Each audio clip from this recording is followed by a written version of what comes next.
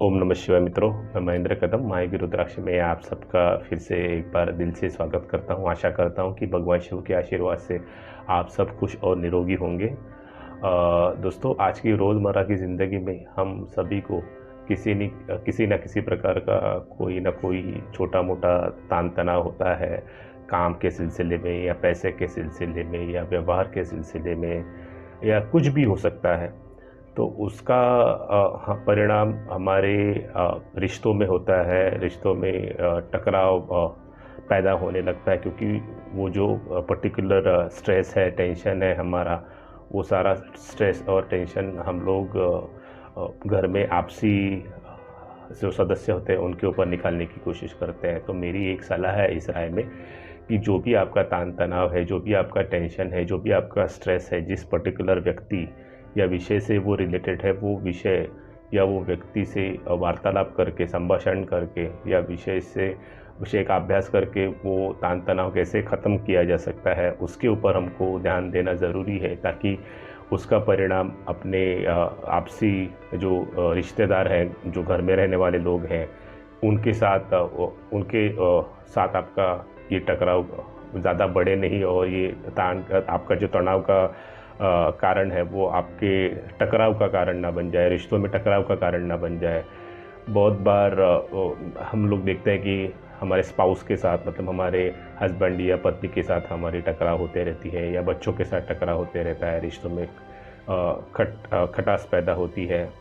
तो ये सब ना हो, इसके लिए आपको, जैसे मैंने कहा, जो समझदारी वाले उपाय करने चाहिए। जहाँ तक मेरी सोच या मेरा अनुभव मुझे बताता है, जैसे मैंने अभी आपको वीडियो की शुरुआत में ही कहा, कि आप ये कोशिश कीजिए कि आपका जो तनाव है, आपका जो स्ट्रेस है, उसका जो रूट कॉज़ है वो फाइंड आउट करने की कोशिश कीजिए, और उससे बाहर निकालने के क्या रास्ते हैं और कैसे बाहर आप निकल सकते हैं, वो रास्ते जानने की कोशिश कीजिए। और आपके अच्छे रिलेशनशिप आपके घर वालों से बना के रखिए।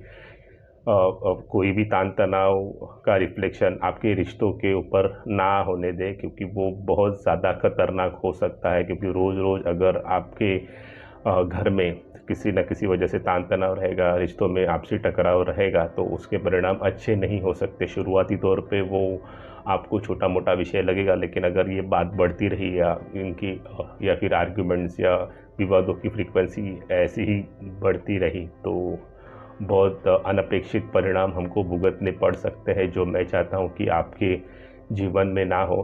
तो कोशिश कीजिए कि आप ये नेगेटिव चीज़ से आप दूर रहें। तो जो मैंने आपको उपाय बताया है, वो उपाय आप ट्राई कीजिए।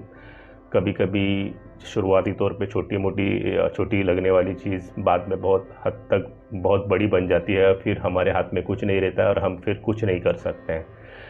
तो प्लीज़ कोशिश कीजिए कि आपका रिश्ता आपके परिवार के सदस्यों के साथ अच्छा बना रहे, आप अच्छी खुशहाल ज़िंदगी रहे, रिश्तों में आपके मिठास रहे, और किसी भी तरह का कोई भी आपसी टकराव आपके रिश्तों में ना पड़े ही भगवान शिव को प्रार्थना है। आप भी कोशिश कीजिए, क्योंकि जब तक आप कोशिश नहीं करते, आप इन चीज़ों से बाहर नहीं आ सकते। क्योंकि दुनिया में अगर कोई पर्सन है जो आपको हेल्प कर सकता है किसी भी चीज़ में, तो वो पहले प्रथमतः आप ही हैं। करेक्ट? तो ये सारी चीज़ों में आप ध्यान रखिए।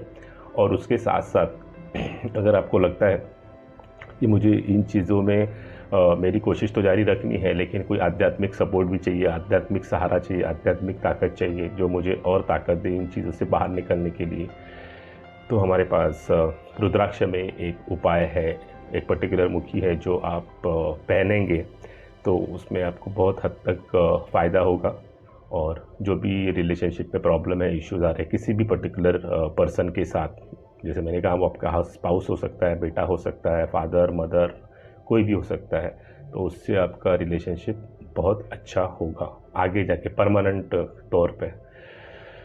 तो और वो रुद्राक्ष का और दूसरा बेनिफिट ऐसा है कि वो यूनिटी के लिए, वननेस के लिए, रिलेशनशिप के लिए तो बेहतर है ही है। आपको आपका पोटेंशियल, आपकी कार्यक्षमता क्या है वो आइडेंटिफाई करने में, जानने में भी वो रुद्राक्ष आपको मदद करता है।